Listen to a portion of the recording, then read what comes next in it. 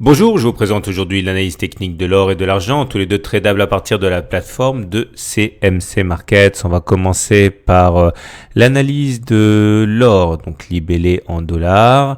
Chaque bougie que vous voyez ici correspond à une semaine de cotation avec le plus haut, le plus bas de la semaine, le niveau d'ouverture et le niveau de clôture. On voit que la tendance est toujours, on va dire, selon le système neutre à haussière. Alors neutre au regard de la moyenne mobile à 20 semaines, ici vous voyez, on est en dessous d'une moyenne mobile à 20 semaines qui monte encore, ça veut dire qu'on est en tendance neutre. Si on devait passer en dessous d'une moyenne mobile à 20 semaines qui elle-même descendrait, eh bien on sera en tendance baissière. Pour l'instant, eh bien on est en tendance neutre, et si on arrivait à se hisser au-dessus de la moyenne mobile à 20 semaines qui continuerait à monter, eh bien on sera en tendance haussière. Pour l'instant, eh bien c'est une situation intermédiaire, donc on est en tendance neutre. Par contre, comme vous pouvez le voir, les pics sont montants et les creux sont montants aussi. Ça, au regard du critère des pics et des creux, ça veut dire qu'on est toujours en tendance haussière au regard de ce critère. Les indicateurs techniques montrent que la situation est effectivement tendue et qu'il vaut mieux regarder vers le bas plutôt que vers le haut. Le MACD est en dessous de son signal, le RSI en dessous de 50 et le momentum est en dessous de 0. Ce sont trois indicateurs qui montrent que les baissiers sont toujours aux commandes du marché de l'or. Maintenant, il faut savoir qu'il y a un bémol. Un bémol dans cette tendance baissière, c'est qu'il y a une triple divergence haussière cachée.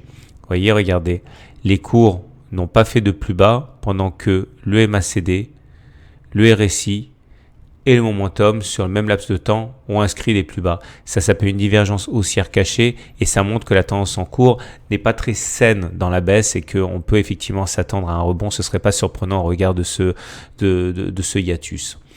Graphiquement, on comprend l'étendue des dégâts puisqu'on était dans un biseau ascendant. On sait que les biseaux ascendants se cachent généralement par le bas. Ça a été chose faite ici. Au regard de cette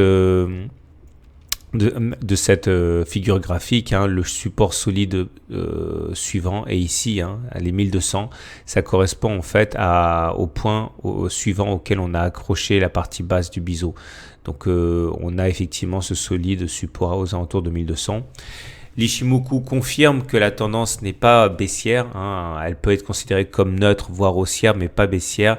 Et c'est ce que dit également l'Ichimoku parce qu'on est au-dessus du nuage. Tant qu'on est au-dessus du nuage, on dit qu'on est en tendance haussière. Les cours sont bien au-dessus et la lag in span est toujours au-dessus des cours. C'est un double critère qui dit qu'on est en tendance haussière. Maintenant, il faut comprendre qu'on a cassé des résistances fortes, la Tenkan et la Kijun, et le prochain support est là. On dit que chaque fois qu'une courbe de l'Ichimoku fait un plat, comme c'est le cas de cette courbe-là, la SSB, et bien dans le prolongement, on a un support, ça nous donne un support à 1238. Donc pour faire simple et résumer, la tendance est toujours, on va dire, haussière à neutre avec ballottage favorable pour les haussiers. Il y a plein de supports en dessous, supports à partir desquels on peut envisager une révolte se fomenter. Mais pour l'instant, encore une fois, tant qu'on n'a pas touché ces supports, on n'a pas de raison de penser qu'on va arrêter de baisser. Sur l'argent, c'est pareil. Les pics sont ascendants, les creux sont ascendants, donc on est en tendance haussière au regard de ce critère, mais on est en dessous de la moyenne mobile à 20 semaines qui monte, donc au regard de ce critère particulier, on est en tendance neutre. On retrouvera également le fait que les indicateurs techniques sont mal orientés avec un MACD sous son signal, un RSI sous 50 et un momentum sous 0, mais là aussi on retrouve nos divergences haussières cachées puisque les indicateurs font des plus bas, mais pas les cours de l'argent sur le même laps de temps. Là, il semble qu'on soit retenu par contre par un support important sur lequel on a tendance à rebondir et qu'on a du mal à casser. C'est une bonne nouvelle. Malheureusement, au regard de la vague de Wolf qui se dessine, vous voyez, on a fait une vague de Wolf 1, 2, 3, 4, 5. Et du coup, le ralliement du point 6 qui a un contact avec la demi-droite 1, 4, voire même un contact simplement avec le point 4 ici aux alentours de 15,8 n'est absolument pas à exclure au regard de la vague de Wolf. Donc c'est un petit bémol que l'on pourrait signifier au regard de cette analyse graphique. On termine avec l'analyse Ichimoku de l'or et de l'argent qui donne exactement le même signal que sur l'or, à savoir on est en tendance haussière puisqu'on est au-dessus du nuage. Mais tant qu'on ne sera pas passé au-dessus de la Kijun et la Tenkan, on sera dans une dynamique plutôt baissière. Pour l'instant, on peut tout à fait descendre jusqu'au nuage sans remettre en question la tendance haussière en cours. À noter donc également que la lag in span va bientôt rencontrer les cours.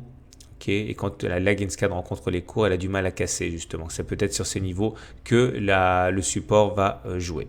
Voilà, il ne me reste plus qu'à vous souhaiter une bonne semaine et à la semaine prochaine pour la mise à jour de l'or et de l'argent libellé en dollars.